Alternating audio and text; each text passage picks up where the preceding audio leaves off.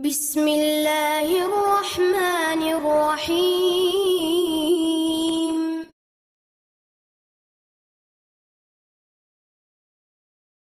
Bismillahirrahmanirrahim.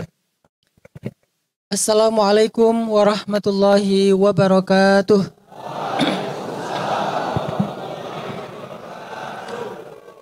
Alhamdulillahi rabbil alamin. Alhamdulillahilladzi arsala rasulahu bil huda wa dinil haq liyudhhirahu 'alad dini kullih wa kafa billahi shahida. Ashhadu an la ilaha illallah wahdahu la syarika lah wa ashhadu anna Muhammadan abduhu wa rasuluhu la nabiyya ba'dah. Allahumma salli wa sallim wa barik ala sayyidina Muhammad wa ala alihi wa sahbihi wa man tabi'ahu ila yaumil qiyamah. Rabbi syrah li sadri wa yassir li amri wahlul 'uqdatan min lisani yafqahu qawli. Pertama-tama yang kita hormati dan kita muliakan kanda kita, para tokoh-tokoh pemuda yang ada di hadapan kita pada malam ini. Ada Kanda Randi Zulmaryadi Rudi. Kemudian ada Kanda Suhadi. Kemudian ada Kanda Metra, ini Bapak Metra, maaf Pak. Ini Bapak Metra Dinata, Ketua DKM Masjid Bukit Indah Sukajadi. Kanda ya? Oh, sekretaris ya? Ini salah nyatet nih. Dan khususnya di sini ada guru kita juga, sahabat saya, adik saya, Ustadz Taki Malik. Masya Allah. Lagi ada di sini, nanti gantian aja beliau tausiah, saya pengen dengerin. Ke depan Ustadz, mangga Ustadz.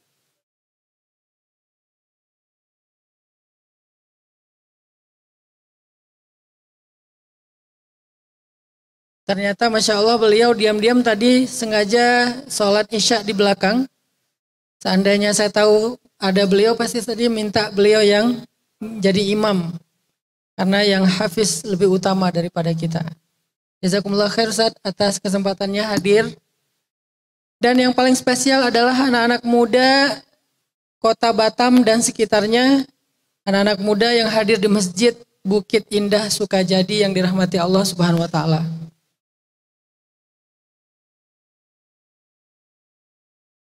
Salah satu di antara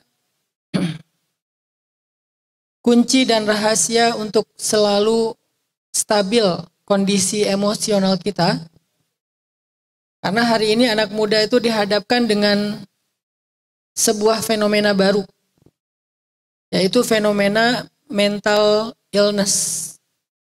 Ini mulai banyak terjadi di kalangan anak muda dengan beragam varian masalahnya. Ada yang paling ringan itu adalah stres. Kemudian stres yang dibiarkan dalam waktu yang lama nanti bisa jadi depresi. Kemudian depresi kalau tidak ditangani banyak yang mencoba untuk bunuh diri. Kemudian ada juga yang swing mood, yaitu bipolar disorder. Jadi kadang dia senang banget, kadang dia sedih banget.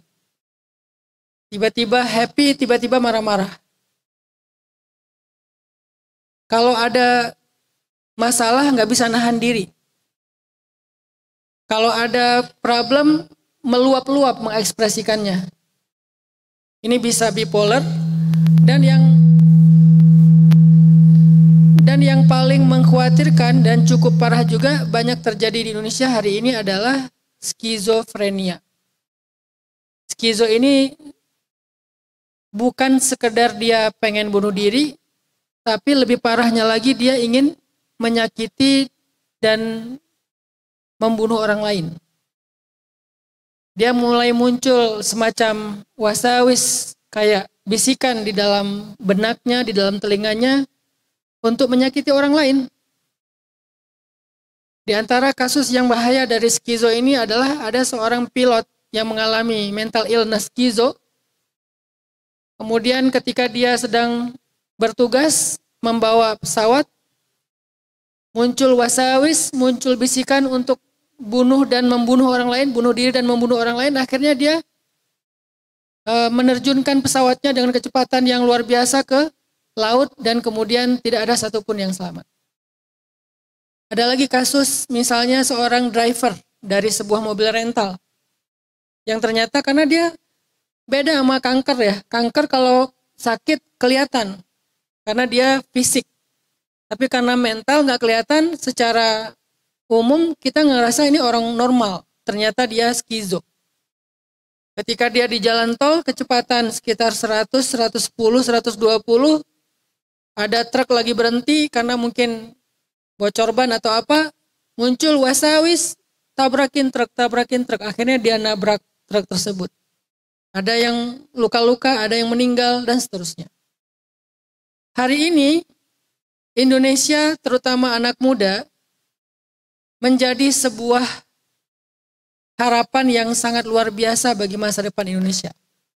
Kita mengalami bonus demografi di mana anak muda Indonesia dalam mulai tahun ini 2030-2035 menjadi populasi yang paling potensial, mayoritas, dan luar biasa di Indonesia.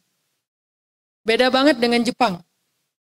Jepang sedang mengalami fase di mana ada gap generasi antara yang tua dengan yang anak-anak. Nggak ada fase anak mudanya, jadi keputus. Orang tua, anak-anak. Dan anak-anaknya pun mengalami penurunan populasi yang luar biasa karena mereka takut punya anak. Orang Jepang takut menikah karena takut punya anak. Sehingga sekarang pemerintahnya menggalakkan warganya untuk menikah dan punya anak. Nah, artinya kita kebalikannya Jepang. Jepang sedang mengalami problem kurangnya pemuda, Indonesia sedang mengalami bonus pemuda. Makanya saya selalu senang sejak awal pulang dari Mesir, amanah dari guru saya adalah membuat program dakwah ke anak muda. Kenapa? Karena saya bukan cuma dakwah pengen ceramah.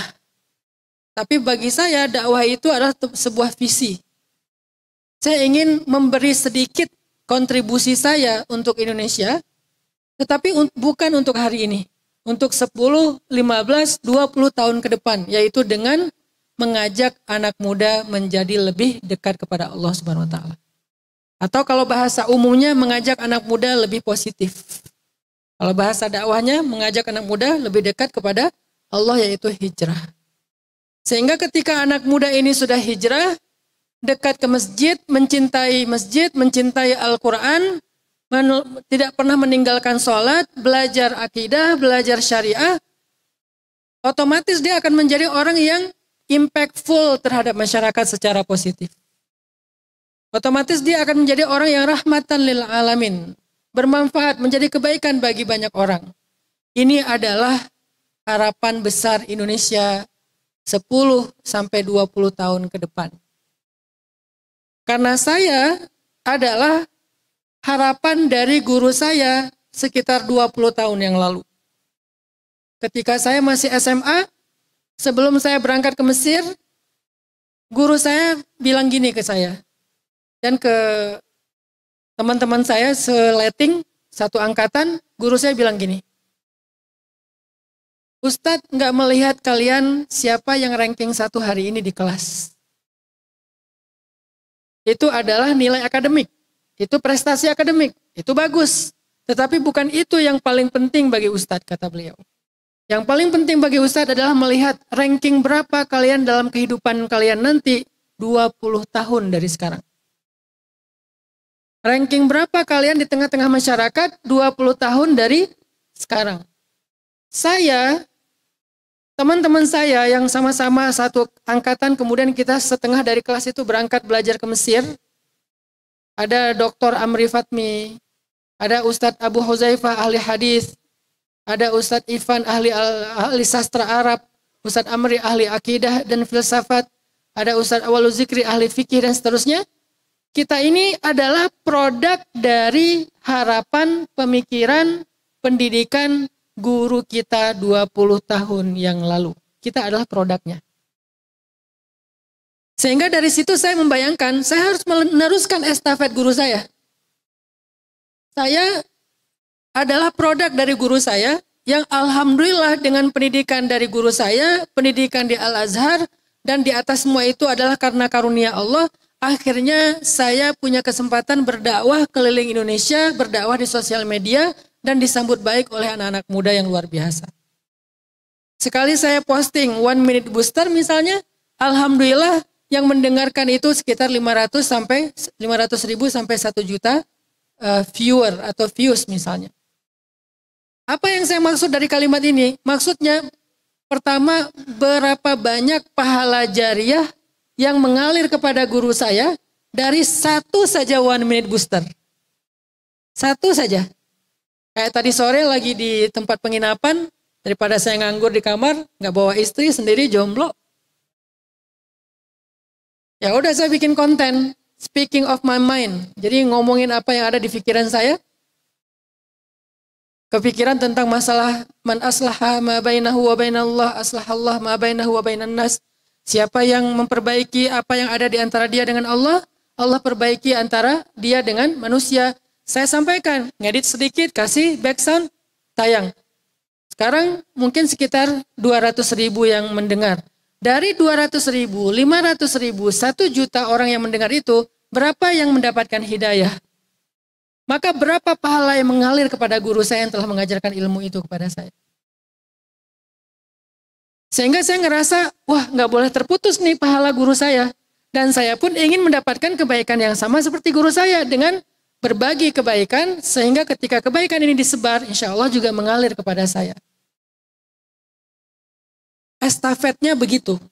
Dari zaman Nabi, zaman sahabat, zaman para ulama, sampai kepada kita, ada estafetnya dan terus mengalir sesuai dengan peran masing-masing.